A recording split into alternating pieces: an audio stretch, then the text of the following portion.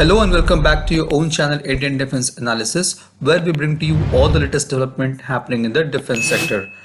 Today we are going to discuss about a very important and interesting topic, which is radars.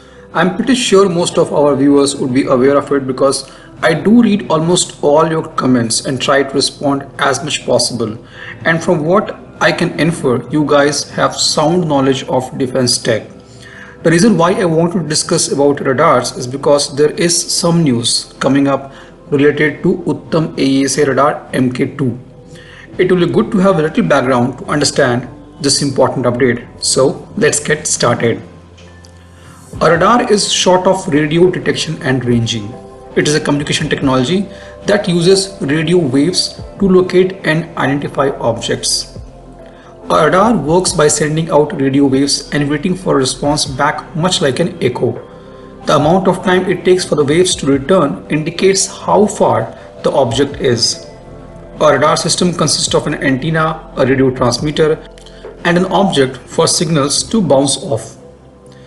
The antenna communicates with a receiver, which amplifies echoes that bounce off the objects the signal hits and displays them to user in a meaningful, typically visual way. One of the most basic problem with this rudimentary form of radar is that the antenna must be physically moved to locate signal responses in different directions or areas. Then in 1960s, a passive electronically scanned array PESA radar system was developed to solve this problem. Unlike original radar, which contains single big antenna, the PESA radar contains grid of antennas or array of antennas responsible for transmission and receiving the signals. This enabled the PESA radar to have more control over the beam, their direction of focus, and identify the target precisely from the reflecting object. A PESA radar takes one signal at a single frequency and splits it between different strategically placed antennas to maximize its range and strength. The delay of certain signals can be controlled completely electronically, meaning that signal can be steered quickly and precisely without moving any of the antennas. The PESA radar systems are valuable because they can scan large areas much faster than traditional mechanical radar systems. While the PESA radar was groundbreaking in terms of speed and area, it has significant disadvantages. What it makes up for in range, it loses in accuracy, as the beams of radio waves it puts out are broad and cannot give the most precise location information back. The PESA radar is also limited by its range capability and the fact it has only one beam, which means it can send out only one frequency at a time. In addition, it has only one transmitter, so there is a potential for system failure due to a single failure within the transmitter. Size can also be a disadvantage, and PESA radar sensors are typically very large and heavy. They can also be prone to cooling problems since so much information is running through a central point. Then came AESA radar. AESA stands for Active Electronically Scanned Arrays. Rather than having one central transmitter, each antenna in the AESA radar has its own solid state transmit receive module or TRM. These modules are controlled by computers that function as both transmitters and receivers. With AESA radar technology, radio waves can be sent out at different frequencies in multiple directions at same time without moving any antennas. While a PESA radar system may be able to scan larger sections faster, AESA scans more precisely. In addition, by scanning at different frequency, it brings back more valuable information to its user. The benefits of AESA radar include long range, ability to detect smaller targets, and better resistance to jamming.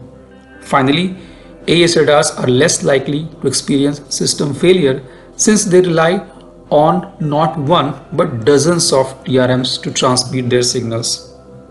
I think by now you would have fair understanding of a simple radar with big antenna, a PESA radar, and an AESA radar. I do want to talk about Uttam Mk1 AES radar in detail, but that will make the video very long. Therefore, we'll be doing a separate detailed video on Uttam Mk1 AES radar. Now let's talk about the update which is coming from LRDE related to the development of Uttam Mk2 AESA radar. As we all know that Uttam Mk1 AES radar will be installed on 21st Tejas Mk1 onwards, which will enter production somewhere around 2025 to 2026. The further improved version of Uttam series radar will be mounted on MK. Now talking about Uttam Mk2, it's going to be an advanced variant of Uttam Mk1 and will pack more transmitter and receiver module than Uttam Mk1. The Uttam Mk2 will have 992 arrays of TR modules in Tejas Mk2 and Uttam Mk1 will have 780 TR modules in Tejas Mk1A. Uttam is a solid state gallium arsenide based AES radar under development by LRDE, a laboratory of DRDO. Now as per the latest update, Uttam Mk2 will be mounted on a swash plate repositioner which will provide the coverage of plus minus 90 degree azimuth, which means Uttam Mk2 will be able to track plus or minus 90 degrees sidewise, and it can also be able to track plus or minus 20 degree in upwards and downwards. This will be a game changer for Indian fighter jets because with limited TR modules, fighter jets will be able to track and locate other fighter jets with wide area tracking. Actually, there are plans to mount Uttam Mk2 on swash plate repositioner, which is electromechanical steering or drive, which will move the radar sidewise as well as upwards. This feature will provide another big advantage during a dogfight or beyond visual range fight. During a BVR or dogfight, pilot need not to point its nose cone towards the direction of enemy fighter jet to lock the missile on it. By doing so, fighter jet can avoid getting locked by enemy radar. This is definitely going to provide us edge over our adversaries. When a fighter jets travel with supersonic speed, the radar will be also on search mode on its own. This will result in stress on joints of swash plate repositioner, because of which it requires frequent maintenance. But the addition of mechanical drive will increase the cost of radar. Overall, we must say it is a very good decision by DRDO to mount Uttam Mk2 on electromechanical steering. As you know, Uttam Mk2 has better capability than Mk1 with reduced size. LRD and ADA have also worked out how to place antenna closer to radome. This results in reduction in nose cone diameter by 18%. This also reduces drags and opens up space behind the radar for placing IRST sensors. Uttam Mk2 is a scalable radar, which means its TR module can be reduced or increased depending upon the size of nose cone of the fighter jet. For example, if Su-30 MKI has a larger nose cone, then it can accommodate bigger Uttam radar with more TR modules. This feature of Uttam will make it best suited radar for all types of fighter jets operated by Indian Air Force. This was today's update. Please let us know what is your views about these in comment section. Feel free to post your comments and suggestions about any topic related to defense sector on which you want to hear from us. With this, I would like to say goodbye and Jai Hind friends.